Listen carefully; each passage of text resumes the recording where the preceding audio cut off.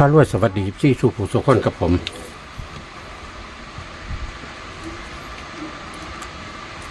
เสี้ยนพาสุคนโทรมา2 เที่ยแล้วพี่น้องเพิ่นสิให้แนวทางรัฐบาลไทยต่องวดที่พี่น้อง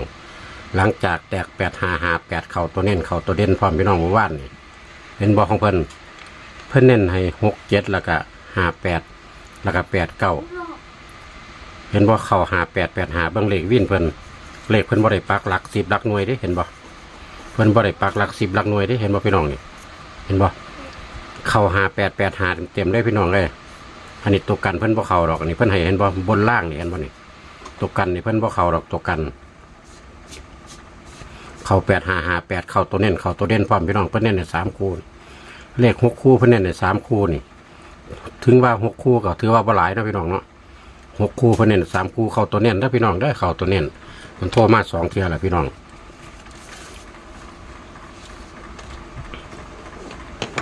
เดี๋ยวเขียนวันที่ก่อนพี่น้องเพิ่นว่าเพิ่นเฮ็ดแล้วไม่สดร้อนปล่อยตองวดเลยบ่มีกักมีแกะ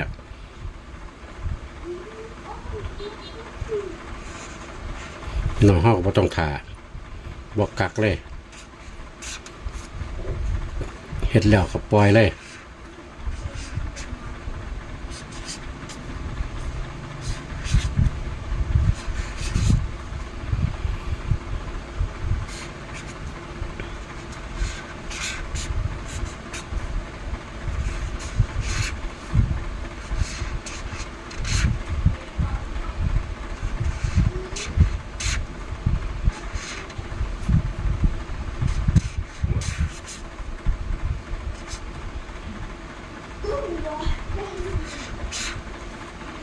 เสียนผาสุก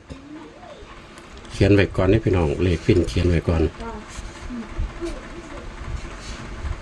เลขวินบนล่างต้องเขียนไว้ก่อน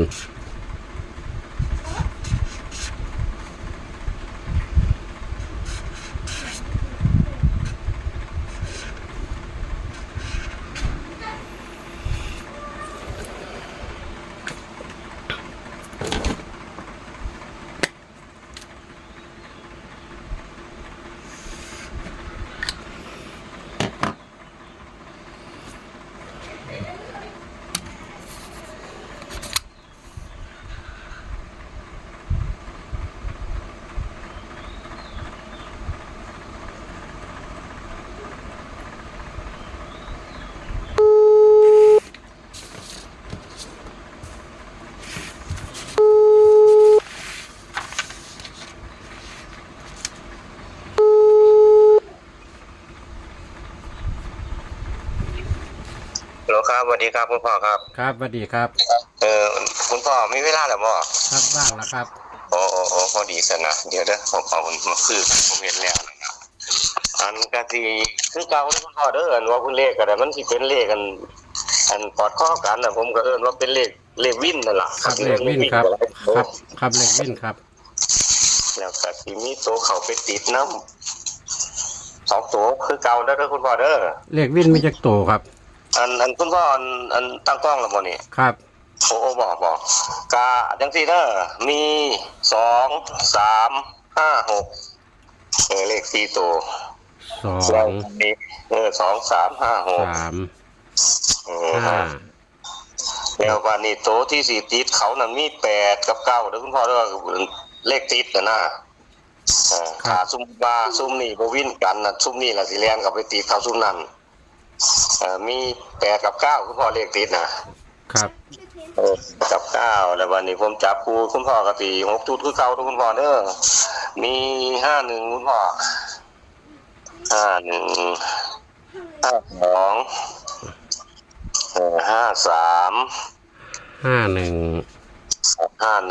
52 53 53แล้ววันนี้ก็56คุณพ่อ53ครับ53แล้วก็56ครับ62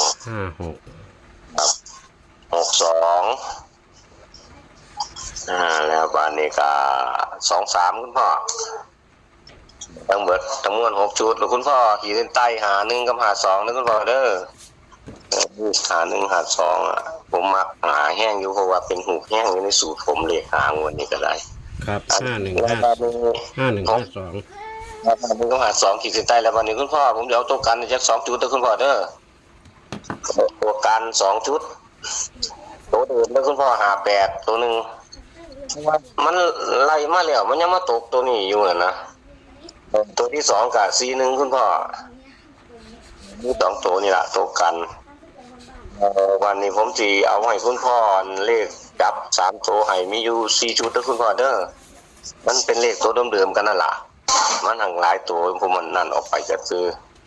มี852คุณพ่อเลข3ตัวเด้อ852 52ตัวที่2กับ8กับ3มันตัวเดียวกันกับ352คุณพ่อตัวที่2นะ352ครับมาในตัวที่3851คุณพ่อ85ยังก็ครับ851ครับ851ครับอันนี้ตัวที่2ก็951คุณพ่อ951คุณพ่อขีดเส้นใต้นี่ล่ะเนี่ย352กับไอ้951คุณพ่อเด้อมันมี2จุดนี่ล่ะขีดเส้นใต้ตัวใดครับ352ครับ352กับอัน951คุณพ่อมี2จุดนี่ล่ะอัน851ผมเป็นตัวรองแล้วบัดนี้852ผมก็เฮ็ดเป็นตัวรองไว้นะคุณพ่อก็ทั้งหมดทั้งมวลมีเท่านี้เด้อคุณพ่อเด้อครับอันคุณพ่อคุณแม่ FC ผู้เขามาเบิ่งเนาะก็คันสมมุติว่าบ่มักที่ผมประกบไว้ก็ผมว่าไม่เพราะว่าคิดว่ามันอยู่ในนี่แหละถ้าสมมุติว่า2 3 5 6นี่มันบ่วิ่นกัน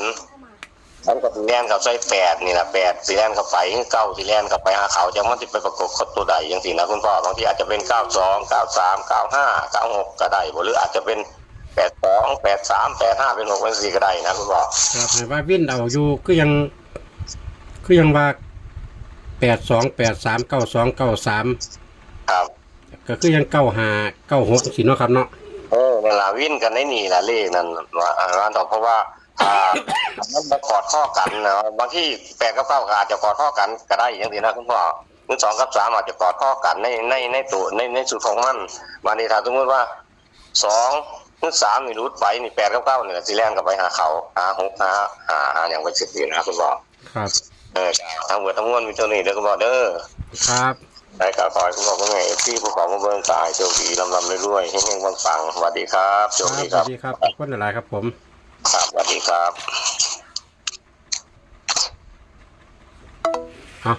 พี่น้องเฮาแคปหน้าจอเด้อเอาเทียบใส่กันของเก่านำเนาะพี่น้องเนาะ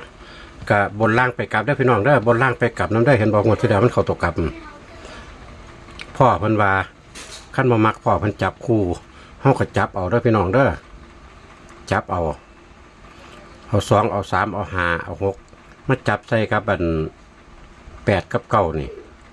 เนาะพี่น้องมันสิได้ชุดเต็มนะนี่ล่ะบ่มักเพิ่นจับคู่เฮาก็จับเอาเนาะพี่น้องเนาะเพิ่นก็จับคู่ให้ก็มี51 52 53 56 62แล้วก็32เนาะพี่น้องอันนี้ตกกันเนาะพี่น้องนี่5841นี่เป็นตกกันเนาะนี่พี่น้องว่ามักสำหรับผู้ทุนหน่อยก็นั่นล่ะพี่น้องนั่นสำหรับผู้ทุนหน่อยเห็นบ่งวดที่แล้วก็เข้าตัวเน้นพร้อมเห็นบ่งวดที่แล้วเข้าตัวเน้นพร้อมนี่พี่น้องเอ้ย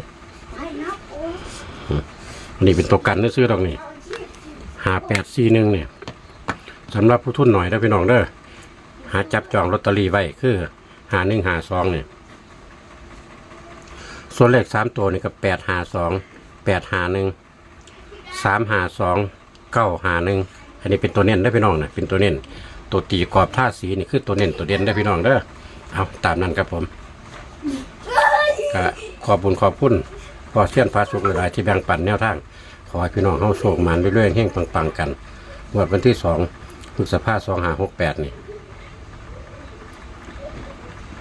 เอาฝากกดไลค์กดแชร์กดติดตามสำหรับคลิปนี้เพชรพารวยสวัสดีครับผม